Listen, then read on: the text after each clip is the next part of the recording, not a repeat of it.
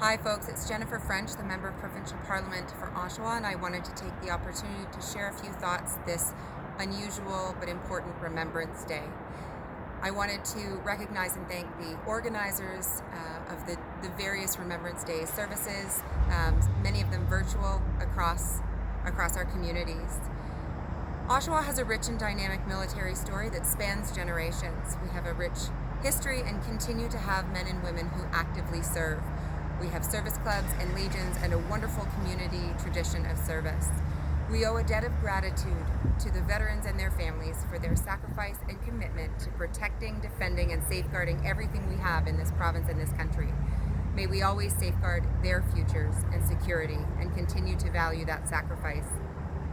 Thank you to everyone who puts on a uniform every day to serve our country and communities.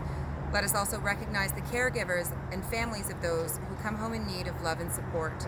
Throughout each part of our history, we have been defined by the unwavering strength of our families and community supports. We live each day in a community and province built on a safe and protected foundation. Especially during this difficult time of COVID-19, we recognize clearly the value of health services, mental health, and support. On Remembrance Day, we pause to formally recognize the service and sacrifice of those who gave their tomorrows for our todays. But every day, we must support the emotional and mental health needs of those who keep us safe, defended, and protected. 2020 marks the 75th anniversary of the end of World War II. This year will also go down in history for all of us as a year to take stock of our freedoms and blessings and services and democracy. We look around the world and we see rising neo-Nazism, white supremacy, shifting ideologies and governments, and challenges to democracies around the world. But we see opportunities for us to be better. As Canadians, we are grateful for our health systems and accessible governments. We are grateful to our front lines and first responders for the security of our families. We see ways to improve and do better for more people. And we push for those things. Because of the service and the sacrifice, the deaths and lives committed to our country, we are able to shape our lives and futures and communities.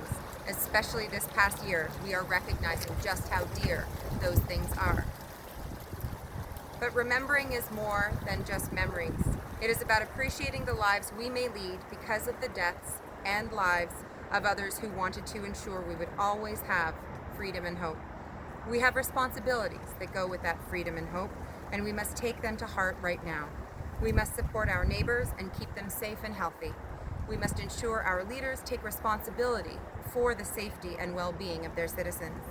Specifically, and while we are here to recognize our veterans, we must also recognize that our legions and service clubs are not going to be able to provide the support to veterans and community if they cannot weather this pandemic.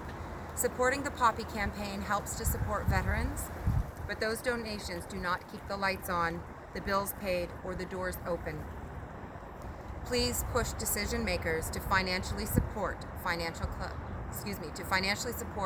service clubs and legions. I am very proud of my family's legacy of service, and I am proud to serve in a different way to ensure that these vital organizations can make it through this challenging time and continue to serve their communities. I wanted to take the opportunity to thank everyone for all that they are doing across the community to care for one another. So we will remember each other right now, and always we will remember them. Thank you.